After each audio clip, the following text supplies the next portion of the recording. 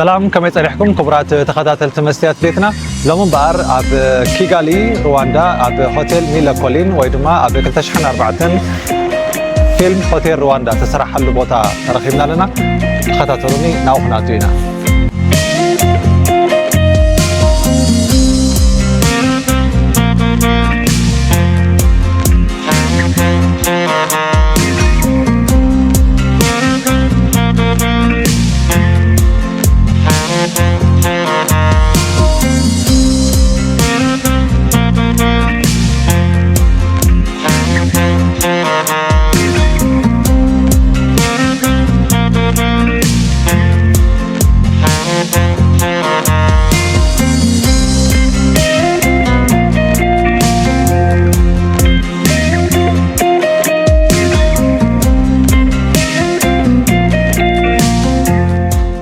سلام كما يصرحكم كبرات تخاتلتي مستيات بيتنا حج زركبول زلخ بوتا اب كتما كيغالي رواندا خوينو اب هوتيل ميلا كولين ويدما اب 2004 اب فيلم رواندا تذكروا هوتيل زلخو ذا هوتيل عقبات وزلا تاريخ ازيو عميقي اب جونوسايد رواندا ويدما هلكيت رواندا اب 1994 اب تفصمر الاوان لعلي شحن 300 حزبي ابز هوتيل بمئتاويم هيوتهم كنحنو خيلهم ويدما عقبه حتيتهم ابز تاريخ زي عزيز حزن فصاميتات حليفيو لوم اوان جن اذا هوتيل كم ترى قالوت هوتيلات عالم اغايشان تقبلت سلاماو زخونه اغلغلوت تهبالا ابز بوتازي مسترخبكا اب مرخا زقجلكا حد عبي تاريخ جن اتي اب 94 ابز هوتيل زحلفه تاريخيو اتي تاريخ ازيكو سفيح انتخونه لعلي 1 مليون حزبي زهلقه هلكيت كان تخونه بصبب زبل منقدي ابز هوتيل جن انت يتفصيمو بلكع جن لومي اب مسيات بيتنا كم مدب حزنا خنقربو فتينا لنا نسخاتكم تخاتلتناون نقرا مقدكم ابز ختمه ابت مصلو نزا هوتيل بصحكم كتريوا نمحصنكم نامر تحسنا خنسغرينا زعبا اذا هوتيل طرح خوني لو معنت مدبنا مسانا صفا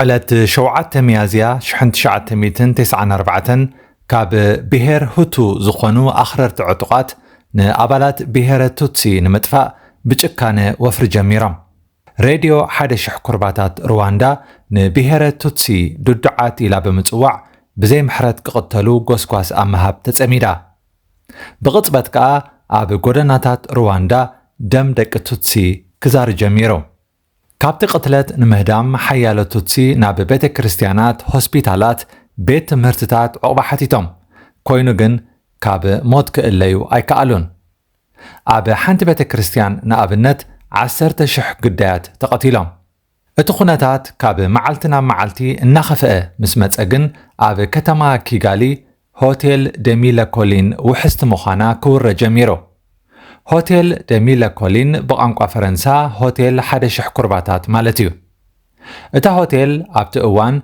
ببلجماوያን اتونن نايت ختما بلصت هوتيل يانيرا 1268 መብዛሕትኦም ካብ ቱትሲ ዝኾኑን ካልኦት ውሕዳት ደቂ ሁቱን ከዓ ካብ ቅትለት ክርሕቁ ናብታ ሆቴል ክውሕዙ መሪፆም። ፓውል ሩሰሳባጊና ዝተባህለ ናይታ ሆቴል ማናጀር ዝነበረ ከዓ ዕቑባ መሃብ ኣይከልኦምን።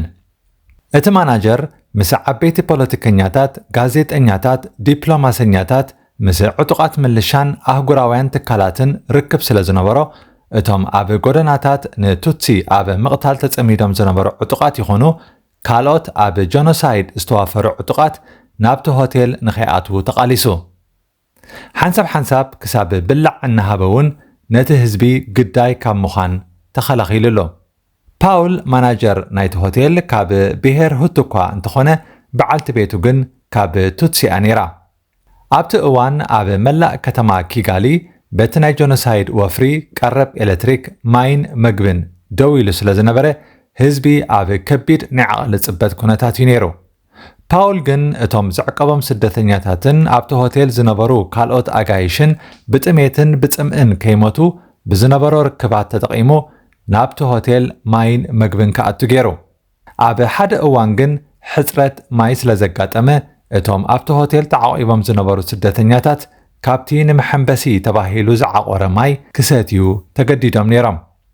እቲ ናይ ጆኖሳይድ ኣሰቃቂ እዋን ድሕሪ ከባቢ 100 መዓልታት ዶ ምስ በለ ኣብዛ ሆቴል ዝተዓቕቡ ኩሎም እኳ እንተዘይተባህለ ዳርጋ መብዛሕትኦም ግን ብሂወት ወፂኦም።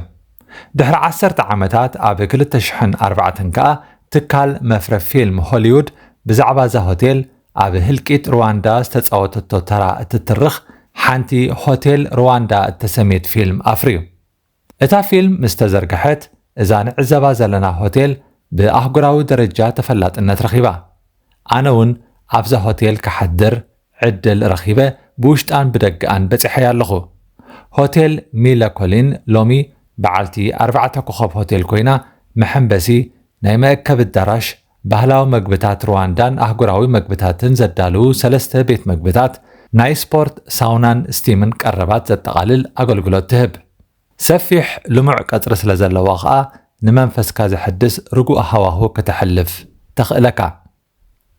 እዚ ፓውል ሩሰሳባጊና ዝተባህለ ኣብዛ ሆቴል ንሓያሎ ሰባት ካብ ቅትለት ኣድሒኑ ዝበሃል ሰብኣይ ግን ብድሕርቲ ናይ ጆኖሳይድ ፍጻሜ እንታይ ኮነ እንተኢልና ቀሊል ህይወት ኣይተጸበዮን። ንሱ ናብ ሕቡራት መንግስታት ኣሜሪካን ቤልጂየምን ብምኻድዩ ህይወቱ ክመርሕ መሪጹ። ኣብ ስደት ኮይኑ ከዓ ንመንግስቲ ፓውል ካጋመ ክቃወም ጀሚሩ። ኣብ 2020 ክሳብ ሕጂ ጉሉጽ ብዘይኮነ መንገዲ ኣብ ሩዋንዳ ኣብ ትሕቲ ቀይዲ ከም ዝኣተወ ተሓቢሩ። ገለ ምንጭታት ተጨውዩ ናብ ሩዋንዳ ከም ዝኣተወ እኳ ይሕብሩ እንትኾኑ መንግስቲ ሩዋንዳ ግን ናብታ ሃገር ብመገሻ ክኣቱ እንከሎ ከም ዝሓዞ እዩ ዝገልጽ። ዝቐረበሉ ክስታት ንዕጡቓት ሓይልታት ብምሕጋዝን ሽበራዊ ንጥፈታት ብምክያድን እዩ። ኣህጉራውያን ተጠበቕቲ ሰብኣዊ መሰላት ከም ኤምነስቲ ኢንተርናሽናልን ሂውማን ራይትስ ዎችን ንማእሰርትን ክስታትን ፓውል ዘይፍትሓውን ፖለቲካዊ ኣጀንዳ ዘለዎን እዩ ክብላ ኮኒነንኦ። ፓውል ኣብ 2021 ናብ ቤት ፍርዲ ምስ ቀረበ ን25 ዓመታት ክእሰር ተፈሪዱ ኮይኑ ግን 939 መዓልታት ድሕሪ ምእሳሩ ኣብ ዓመት 2023 ብመንጎኝነት ኣሜሪካ ነፃ ክወፅእ ክኢሉ ተመሊሱ እውን ናብ ስደት ናብ ኣሜሪካ ምርሕዩ። ካልኦት ነቐፍቲ ፓውል ዕቑባ ካብ ዝሓተቱ ስደተኛታት ገንዘብ ይቕበል ነይሩ፣ ኩሉ ዝገበሮ ብቕኑዕ ልቢ ጥራሕ ኣይነበረን ኢሎም ዝምስክሩ ኣለዉ።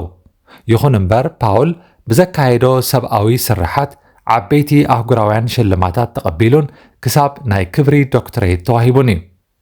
ኣብ ፊልም ሆቴል ሩዋንዳ እውን ታሪኹ ብጽቡቕ እዩ ዝለዓል። እምበኣር ነዚ ታሪኽ እዚ ብቐረባ ንምዕዛብ ኣብ ሆቴል ሚለኮሊን ዝነበረኒ ግዜ ኣብ ምውድእ እዩ ኣብቲ ሆቴል ምስ ዓሚቕ ታሪኽ ጥዑም ልዋም ዘለዎ ድቃስ ክድቅስ ክኢለ እየ። ኣብ ከተማ ኪጋሊ ካብቶም ደጋጊመ ዝተመላለስክዎም ቦታታት ሆቴል ሚለኮሊን ሓንቲ ኮይና ኣላ። ኣባላት እዛ ሆቴልን ናይ ሎሚ ማናጀር እዛ ሆቴልን ንመስትያት ቤትና ዝኸውን ቪድዮ ንምቕራጽ ንዓይን ንኣባላት ካሜራይን ፍቓድ ስለ ዝሃቡና ብልቢ ከመስግኖም ይደሊ። ንፊልም ሆቴል ሩዋንዳ ክሳብ ሕጂ ዘይረኣኹማ እንተለኹም نتاريخ جونوسايد رواندا نمرداء كتحجزكم سلقت تخيل بزك عليكم كترئيوا نمحسنكم بروخ سنبت نخلنا